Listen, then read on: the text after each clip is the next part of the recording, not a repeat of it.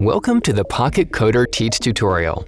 To set the switching distance on your sensor, make sure the smart sensor is mounted in the holder and the target is positioned correctly. The sensor is connected to the PocketCodr through a cable. Open the PocketCodr app and view the main interface, including the sensor info, live data graph, widgets, and internal sensor signals. In the app, select the measurement value to display it on the live data graph. Move the target toward the sensor and watch as the live data graph updates in real time, displaying the measured distance. Select the Teach widget. Several teaching procedures are available. Here we will show you the single value teach procedure.